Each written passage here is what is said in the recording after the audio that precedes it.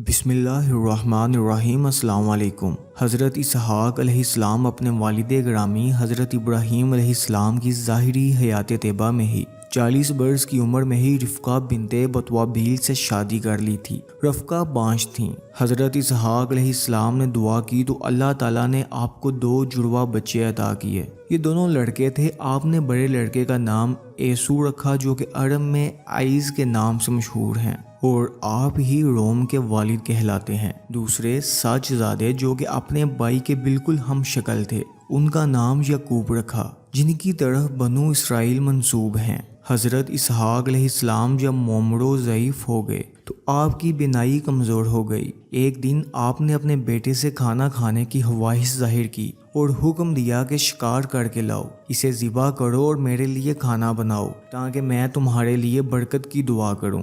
عیس شکار کو چلے گئے تو آپ کی بیوی نے جلدی سے 2 عمدہ بکریوں کو ذبح کیا اور کھانا تیار کر کے حضرت یعقوب علیہ السلام کے ہاتھوں حضرت اسحاق علیہ السلام کو پیش کر دیا۔ رفقہ چاہتی تھیں کہ باپ کی دعا حضرت یعقوب علیہ السلام کو مل جائے، چنانچہ حضرت اسحاق علیہ السلام نے کھانا تناول کیا اور یعقوب علیہ السلام کے لیے دعا فرمائی، یا رب العالمین اسے اپنے بھائیوں میں قدر و منزلت کے اعتبار سے فوقیت عطا فرما اور اس کے قبائل و نسل میں نبوت عطا فرما اور کثرت اولاد اور رزق سے مالا مال فرما۔ کچھ ہی دیر میں عیس بھی شکار کر کے حاضر خدمت ہوئے تو انہیں پتہ چلا کہ محسوس دعا یعقوب حاصل کر چکے ہیں۔ عیس کو اس پر بڑا غصہ آیا اور دھمکی دی کہ والد کے وصال کے بعد میں یعقوب کو قتل کر دوں گا، جس کے بعد حضرت اسحاق علیہ السلام نے عیس کو بھی محسوس دعا کے علاوہ اولاد کے لیے عمدہ زمین اور پھلوں اور رزق کی فراوانی کی دعا فرمائی۔ ماں نے جب بیٹے عیس کے ارادے کو بانپ لیا تو یعقوب علیہ السلام کو حکم دیا کہ وہ اپنے بھائی کا غصہ ٹھنڈا ہونے تک سرے زمین ایران میں اپنے ماموں لبان کے پاس چلا جائے اور وہاں جا کر ان کی بیٹی سے شادی کر لے۔ رفقہ نے ساتھ ہی اپنے شوہر حضرت اسحاق علیہ السلام سے بھی سفر کی اجازت لے دی اور یوں حضرت یعقوب علیہ السلام رخت سفر باندھ کر روانہ ہو گئے۔ ایک دن کے جب آپ حالت سفر میں تھے، رات ہو گئی اور آپ آرام کی خاطر ایک جگہ لیٹ گئے۔ آپ نے ایک پتھر کا سرہانہ بنایا اور سو گئے۔ ابھی آپ سوئے ہی تھے کہ آپ نے خواب دیکھا کہ ایک سیڑھی آسمان سے زمین تک ہے اور فرشتے اس سیڑھی کے ذریعے آسمان پر چڑھتے اور اترتے ہیں۔ اللہ تعالیٰ آپ سے مخاطب ہوتا ہے کہ اے یعقوب، میں بہت جلد اس سرزمین کو تیرے اور تیری اولاد کے لیے ببرکت بنا دوں گا اور تجھے اولاد کثیر عطا فرماؤں گا۔ یہ زمین تیری اور تیرے بعد آنے والی نسلوں کے لیے محتس ہو گئی۔ آپ نے یہ خواب دیکھا اور بیدار ہو گئے۔ آپ نے منت مانگی کہ اگر بہر و عافیت اپنے اہل خانہ کے ہاں لوٹ آیا تو اس جگہ پر عبادت الہیہ کے لیے عبادت خانہ تعمیر کروں گا اور اللہ تعالیٰ جو بھی رزق عطا فرمائے گا اس کا 10واں حصہ اسی کے نام پر وقف کروں گا۔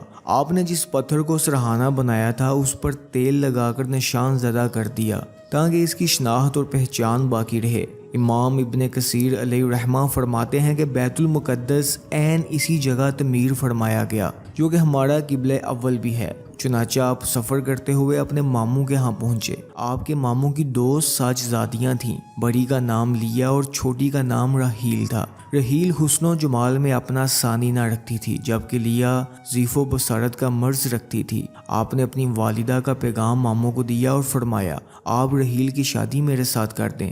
آپ نے راحیل کا انتخاب اس لیے کیا کیونکہ ایک تو وہ حسن جمال کا پیکر تھیں اور دوسرا آپ کو وہ پہلی نظر میں ہی بلی محسوس ہوئیں۔ آپ کے ماموں شادی کے لیے راضی تو ہو گئے مگر ساتھ ہی ایک شرط عائد کر دی کہ پہلے 7 برس تک میری بکریاں چراؤ، پھر نکاح کی کوئی صورت بن سکتی ہے۔ آپ نے شرط قبول فرمائی اور یوں 7 سال تک آپ اپنے ماموں کی بکریوں کی پرورش کرتے رہے۔ جب 7 برس مکمل ہو گئے تو آپ کے ماموں نے ضیافت کا اہتمام کیا اور لوگوں کو جمع کر کے حضرت یعقوب علیہ السلام کو رشتہ ازدواج میں منسلک کر دیا۔ حضرت یعقوب علیہ السلام جب شب زفاف گزارنے کے لیے اپنی دلہن کے پاس گئے تو دیکھا کہ وہاں راحیل کی بجائے لیا تھی۔ یہ دیکھ کر آپ کو بہت صدمہ ہوا۔ صبح اپنے ماموں سے شکایت کرنے لگے کہ آپ نے میرے ساتھ دھوکہ کیا ہے، میں نے آپ سے راحیل سے شادی کا کہا تھا مگر آپ نے لیا کو میرے ساتھ باندھ دیا ہے۔ ماموں نے کہا کہ ہمارے ہاں یہ رواج نہیں کہ بڑی بیٹی کے ہوتے ہوئے چھوٹی بیاہ دی جائے،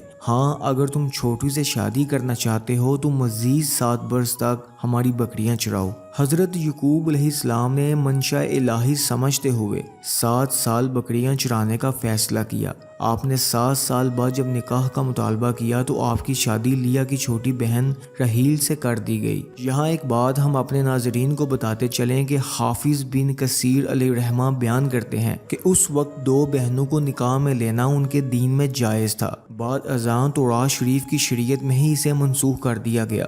کیوں حضرت یعقوب علیہ السلام نے رحیل سے شادی کرنے کے لیے 14 سال تک اپنے ماموں کے ہاں بکریاں چرانا قبول کیا۔ ناظرین گرامی، متعدد روایات میں ہے کہ آپ کی رحیل سے شادی تو ہو گئی مگر ان کے ہاں اولاد پیدا نہ ہوئی۔ آپ کے ماموں نے اپنی دونوں بیٹیوں کو ایک ایک باندھی دی۔ لیا کو جو باندھی دی گئی اس کا نام زلفا اور رحیل کو جو باندھی دی گئی اس کا نام بلہا تھا۔ اللہ تعالیٰ نے لیا کے ذوف اور حسن و جمال کے فقدان کو اولاد کی نعمت سے پورا فرمایا اور لیا کو کئی بیٹوں سے نواز دیا، جبکہ رحیل جو حسن و جمال میں اپنی مثال آپ تھی ابھی تک اولاد کی نعمت سے محروم تھی۔ رحیل جب اپنی بڑی بہن لیا کی اولاد دیکھتی تو دل سے آہیں نکلتی۔ چنانچہ ایک دن آپ نے فیصلہ کیا کہ میں اپنی باندی بلہا اپنے شوہر یعقوب کو ہبہ کر دیتی ہوں اور جو ان سے اولاد ہوگی اس سے اپنا دل بہلاؤں گی۔ آپ علیہ السلام نے باندی بلہا سے وطی کی تو اس کے بدن سے یکے بعد دیگر 2 بیٹے پیدا ہوئے۔